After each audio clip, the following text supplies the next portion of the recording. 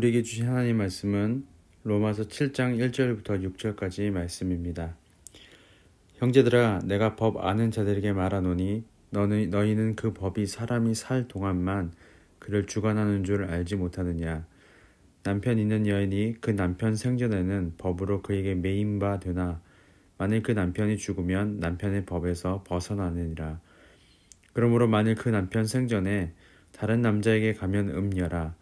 그러나 만일 남편이 죽으면 그 법에서 자유롭게 되나니 다른 남자에게 갈지라도 음녀가 되지 아니하느니라.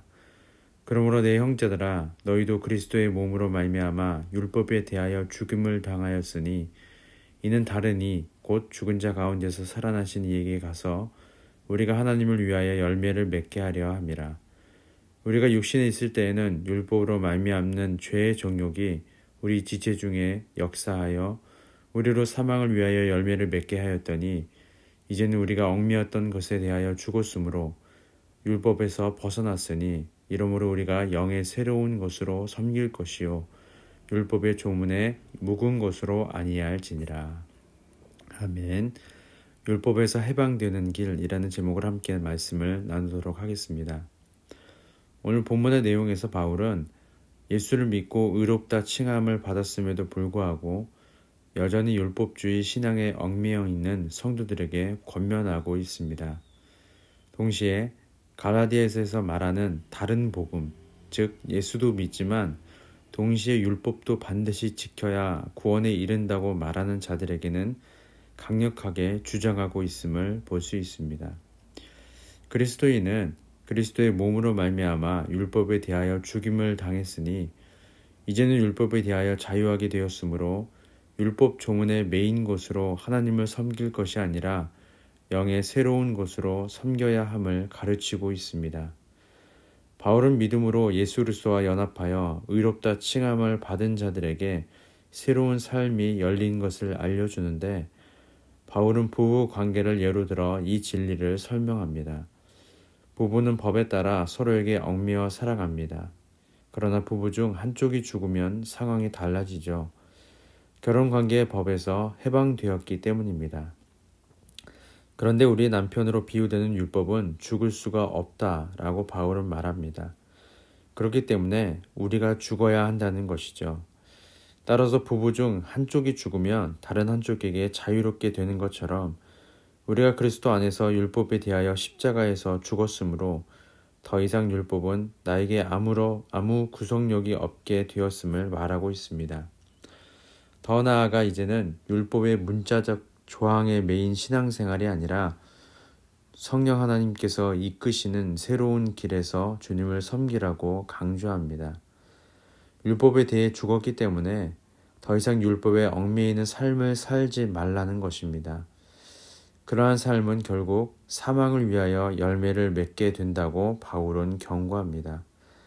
따라서 그리스도를 따르는 성도는 율법에서 벗어나 새로운 남편인 그리스도께 속하게 되었으므로 낡은 율법 조문이 아니라 성령께서 주시는 새 마음으로 하나님을 섬기며 살아가야 한다고 말합니다.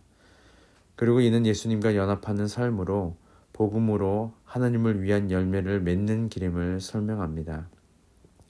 그런데 오늘 말씀을 통하여서 또 한 가지 묵상되는 것이 있는데 유대인 그리스도인들이 여전히 율법에 얽매여 있는 이유가 무엇일까라는 것입니다.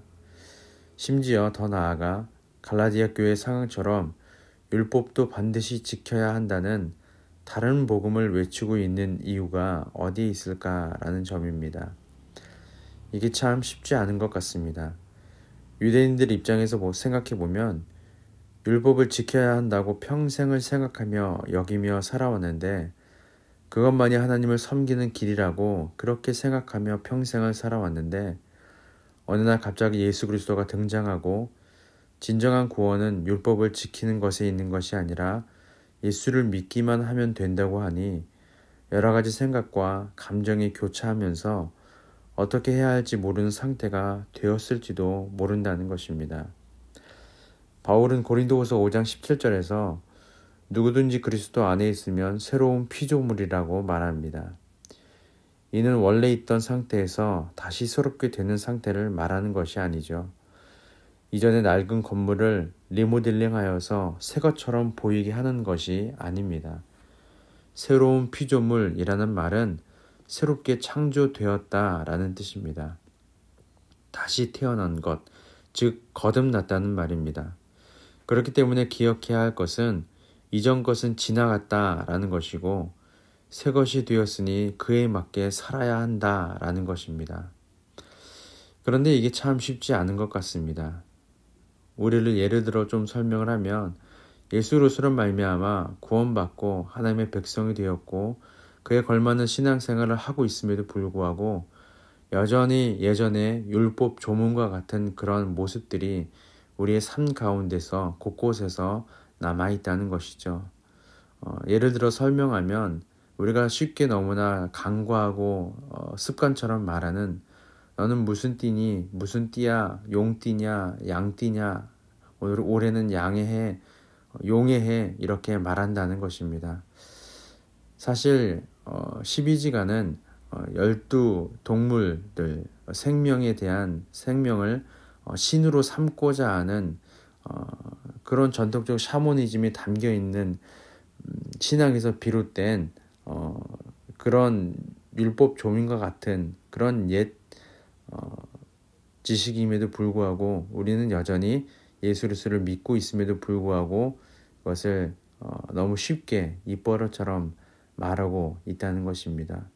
어쩌면 유대인들도 예수 그리스도를 믿고 의롭다 칭함을 받았음에도 불구하고 평생 지켜온 그 율법 습관처럼 지키고 있었던 것은 아닌지 오늘 말씀을 통하여서 더 깊이 묵상하게 되는 것 같습니다. 유대인 그리스도인들이 여전히 율법에 얽매여 있는 이유는 어디에 있을까요?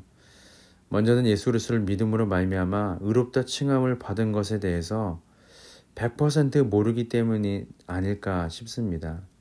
좀 더 자세히 말하자면 이게 어느 정도인 것인지 완전히 율법을 안 지켜도 되는 것인지 아니면 지키면서 예수를 믿어야 하는 건지 아직도 삶의 습관들은 율법의 습관들을 따라 살고 있는데 하루아침에 이런 습관과 생각마저도 버리라고 하니 어떻게 해야 좋을지 모르는 상태일 수도 있지 않을까 생각이 듭니다.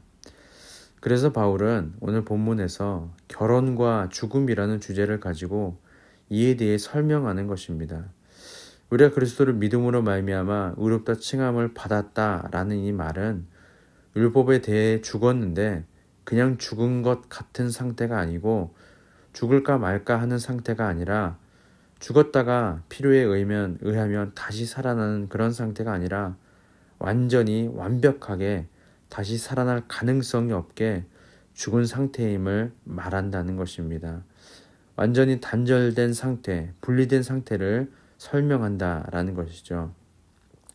따라서 예수 그리스도를 믿음으로 의롭다 칭함을 받았다는 것은 율법에 대하여 완벽하게 죽었고 단절되었음을 의미하는 것을 말해줌으로써 율법에 얽매여 죄의 정욕대로 살다가 사망을 위하여 열매를 맺는 삶이 아니라 율법에서 벗어나 예수와 연합된 삶으로 하나님을 위한 열매를 맺는 삶으로 하나님께서 부르셨음을 기억하고 율법을 위해 살지 말고 영의 새로운 곳으로 섬기며 그리스도를 위하여 살라고 당부하는 것입니다.